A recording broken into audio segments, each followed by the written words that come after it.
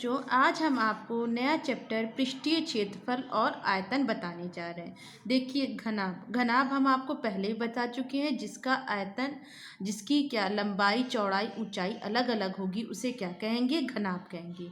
जैसे आपने देखा है डस्टर, जिसकी लंबाई, चौड़ाई, ऊंचाई सब अलग अलग होती है, तो वो हमारा क्या है? घनाभ है।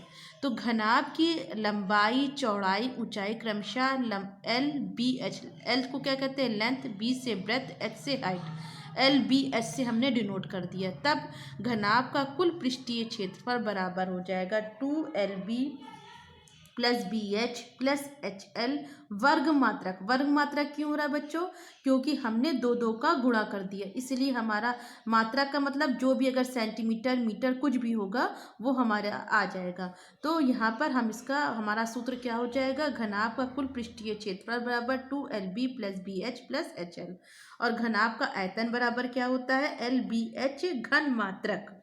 और घनाभ का विकर्ण क्या होता है? Root L square plus B square plus S square मात्रक। क्योंकि यहाँ पर हमारा सब जो भी हमारा दिया रहेगा वो हम मात्रक लिख देंगे। अब घन क्या होता है बच्चों? घन हम आपको बता देते हैं। जैसे लीडो का पासा जो आपने देखा है, उस आकृति को क्या कहते हैं? घन कहते हैं। जिसकी लंबाई, चौड़ाई, ऊंचाई तीनों कैसी होती है? समान होती है, उसे क्या कहते हैं? घन। यदि घन की प्रत्येक कोरों की लंबाई 1 हो तो घन का संपूर्ण पृष्ठीय क्षेत्रफल बराबर कितना हो जाएगा? 6A² वर्ग मात्रक। यहाँ पर A स्क्वायर है इसलिए क्या हो जाएगा? वर्ग मात्रक। और घन का आयतन बराबर कितना हो जाएगा? A³ घन मात्रक। और घन का विकर्ण बराबर कितना हो जाएगा? √3A मात्रक। तो बच्चों, ये घन और घनाभ के सूत्र हैं, इसको खूब अच्छी तरीके से आप लोग याद कर लीजिएगा। अब देखिए, घन और घनाभ का मिला हुआ ये क्वेश्चन है, इसको करिए। देखिए, दो घनों जिनमें से प्रत्येक का आयतन 64 घन सेंटीमीटर है, संलग्न फलकों को मिलाकर एक घनाभ बनाया जाता है। इससे प्राप्त घनाभ का पृष्ठीय क्षेत्रफल ज्ञात कीजिए। देखिए, हमको क्या दे दिया गया है? घन का आयतन दे दिया गया है। हमको घन का आयतन दिया है तो हम पहले घन के आयतन का सूत्र लिख देंगे। घन का आयतन बराबर कितना हो जाएगा? A³ घन का आयतन बराबर A³। आयतन हमारा कितना दे दिया है? 64 बराबर A³। तो A बराबर कितना हो जाएगा? √364। हमारा राशि क्या है? सेंटीमीटर। तो हमारी कितनी हो जाएगी? ये सेंटीमीटर। यहाँ पर कितना हो जाएगा? 64 का घन निकालेंगे तो कितना आ जाएगा बच्चों? हमारा 64 का घन निकालने पर हमारा आ जाएगा 4। 4 चौक 16, 16 चौके 64। देखिए, अगर तोड़ना है तो देखिए हम ये तोड़ के आपको दिखा दे रहे हैं। 4 × 4 × 4 सेंटीमीटर बराबर कितना आ जा रहा है? हमारा 4 सेंटीमीटर। तो घन की हमारी कोरें कितनी आ गई? हमारी 4 सेंटीमीटर। अब देखिए, हमसे कहा जा रहा है दो घनों को मिलाकर क्या बनाया जा रहा है? एक घनाभ बनाया जा रहा है। तो देखिए, ये घन है, देखिए ये घन है और ये घन है। दो घनों को मिला के क्या बना दिया गया? एक घनाभ बना दिया गया है। तो अगर दो घन को मिलके घनाभ बना दिया गया है तो ये हमारी क्या हो जाएगी? ये हमारी लंबाई जो हो जाएगी वो हमारी क्या हो जाएगी? दुगनी हो जाएगी। नहीं, यहाँ से लेके यहाँ तक लंबाई हो जाएगी। तो लंबाई L बराबर 2 × A। तो कितना हो जाएगा? 2 × 4 बराबर 8 सेंटीमीटर। चौड़ाई बच्चों हमारी कितनी रहेगी? जो चौड़ाई है वही चौड़ाई रहेगी। चौड़ाई हमारी कितनी रहेगी? 4 ही सेंटीमीटर। और हमारी ऊंचाई भी कितनी है? वही रहेगी। चौड़ाई को हमने एल किससे डिनोट करते हैं? ब्रेथ, बी से। ऊंचाई को हम किससे डिनोट करते हैं बच्चों? एच से। तो ये भी हमारी कितनी रहेगी? 4 सेंटीमीटर। तो सिर्फ हमारी लंबाई में फ़र्क हुआ क्योंकि हमारी लंबाई यहाँ पर बढ़ गई। समझ गए बच्चों? तो ये हमारी 2 × 4 8 सेंटीमीटर, चौड़ाई हमारी 4 सेंटीमीटर, ऊंचाई हमारी 4 सेंटीमीटर। पृष्ठीय क्षेत्रफल ज्ञात कीजिए। पृष्ठीय क्षेत्रफल का घनाभ का कुल पृष्ठीय क्षेत्रफल बराबर होता है LB plus BH plus HL। तो हमारा LB कितना है? हमारा L कितना है? 8 सॉरी टू, टू हम लगाना भूल गए बच्चों, 2LB plus BH plus HL।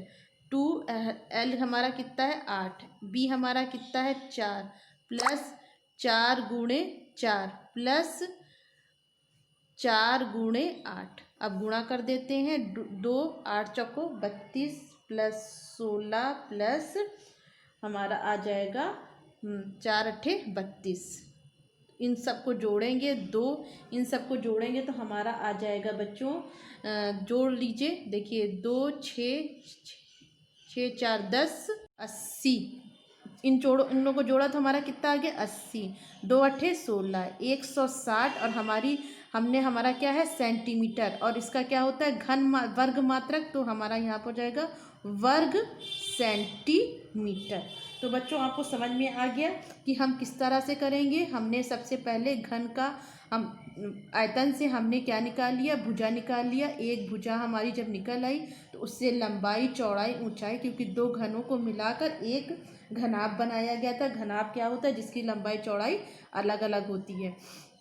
जब दो घन को हमने मिला के एक घन बनाया तो लंबाई हमारी ज़्यादा हो गई, क्योंकि दो घन मिल गए तो लंबाई 2 × A हो गई। चौड़ाई हमारी 4 ही रहेगी, ऊंचाई भी हमारी 4 रहेगी। देखिए ये बच्चों अब समझ लीजिए, किसी बच्चे को अगर कोई दिक्कत हो इस क्वेश्चन में तो हमसे ज़रूर से पूछ लेगा। देखिए बच्चों, अब लंब विवृत्तीय बेलन का आयतन क्या होगा, πr²h। वक्र पृष्ठ 2πrh, संपूर्ण पृष्ठ 2πh + r। r और h क्या है, r बेलन की त्रिज्या है और h क्या है, ऊंचाई है। लंब वृत्तीय शंकु, यदि r त्रिज्या है, h ऊंचाई है और l तिरछी ऊंचाई है। देखिए शंकु का आकार आपका, जैसे आपने वो देखा होगा, वो कोन देखा है, आइसक्रीम का कोन देखा है, जोकर की टोपी देखिए, कोन, तो ये वाली ऊंचाई क्या हो जाएगी, तिरछी ऊंचाई, और ये क्या हो जाएगी, सीधी ऊंचाई। और ये क्या हो जाएगी, इस गोले की त्रिज्या, यहाँ से लेके यहाँ तक की त्रिज्या। तो आयतन अगर आर त्रिज्या, ये आर है और ये एल है और ये एच है, तो हमारी आयतन क्या हो जाएगा, 1/3 πr²h। वक्र पृष्ठ कितना हो जाएगा, πrl। संपूर्ण पृष्ठ कितना हो जाएगा, πrl + r। और तिरछी ऊंचाई हो जाएगी √r² + h²। गोला, यदि गोले की आर त्रिज्या है तो गोले का आयतन बराबर कितना हो जाएगा, 4/3 πr³। गोले का संपूर्ण पृष्ठ या वक्र पृष्ठीय क्षेत्रफल कितना हो जाएगा, 4πr²। अर्धगोले का आयतन 2/3 πr³। अर्धगोले का संपूर्ण पृष्ठ 2πr²। देखिए बच्चों, हमने सारे फार्मूले आपको घन, घनाभ, लंबवृत्तीय बेलन, शंकु और गोले का शॉर्ट में करके लिखा दिया है। इसको अपनी कॉपी में सबसे पहले फार्मूले लिखिएगा और फार्मूले याद कीजिएगा। इसके बाद जितने भी क्वेश्चन हम आपको बता रहे हैं वो सब एनसीईआरटी में मोस्ट इंपॉर्टेंट है। इसको हम समझाने जा रहे हैं। एक क्वेश्चन हम बता चुके हैं, ये देखिए आपको दूसरा क्वेश्चन बताने जा रहे हैं। मॉडल बनाने वाली मिट्टी से ऊंचाई 24 सेंटीमीटर, आधार की त्रिज्या 6 सेंटीमीटर, एक शंकु बनाया गया। एक बच्चे ने इसे गोले का आकार में दे दिया, गोले की त्रिज्या ज्ञात कीजिए।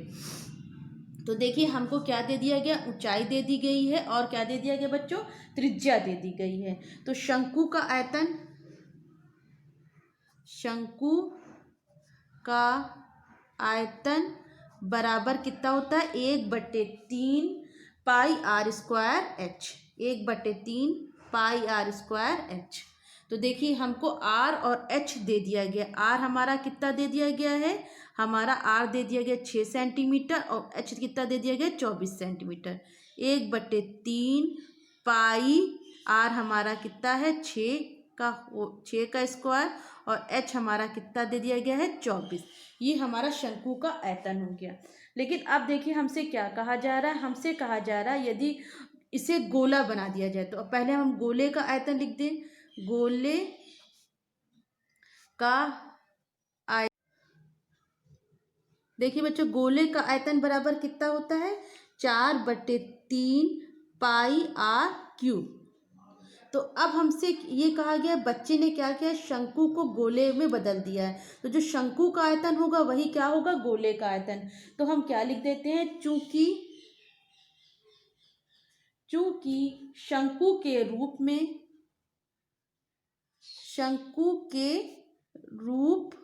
में और गोले के रूप में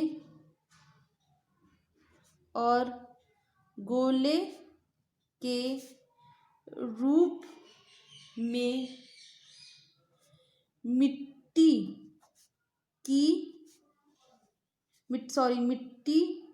के आयतन बराबर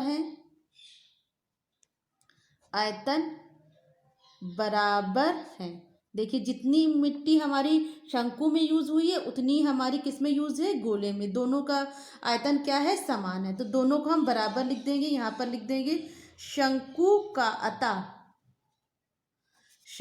का आयतन बराबर गोले का आयतन।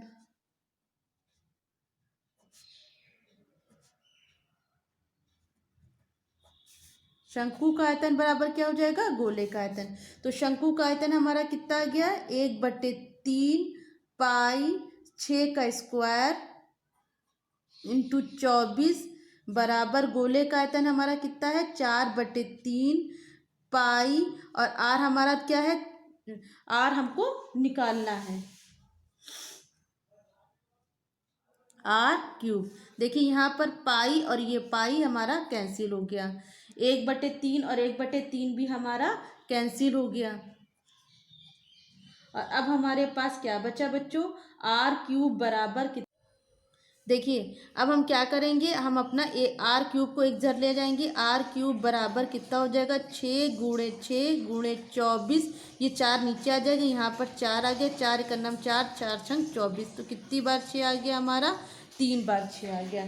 तो हमारा r³ बराबर कितना हो जाएगा, 6 सेंटीमीटर। समझ गए बच्चों। तो ये हमारा त्रिज्या गोले की त्रिज्या हमारी निकल आई। गोले की त्रिज्या हमारी कितनी निकल आई, 6 सेंटीमीटर। इसलिए गोले की त्रिज्या अतः लगा लीजिए, या इसलिए गोले की त्रिज्या बराबर 6 सेंटीमीटर। फिर से समझ लीजिए, देखिए बच्चों, शंकु का आयतन और गोले का आयतन, पहले हमने शंकु का आयतन निकाली और गोले का आयतन हमारा कितना होता है, 4/3 पाई r³। क्योंकि जितनी मिट्टी हमारी शंकु बनाने में लगी है उतनी ही हमारी गोले बनाने में, दोनों का आयतन हमारा क्या हो जाएगा बच्चों, बराबर हो जाएगा। शंकु का आयतन बराबर गोले का आयतन, दोनों को हमने बराबर लगा दिया। पाई पाई हमारा कट गया, 1/3 कट गया, हमारा 4 बचा। फिर इससे हमने r की वैल्यू निकाल लिया।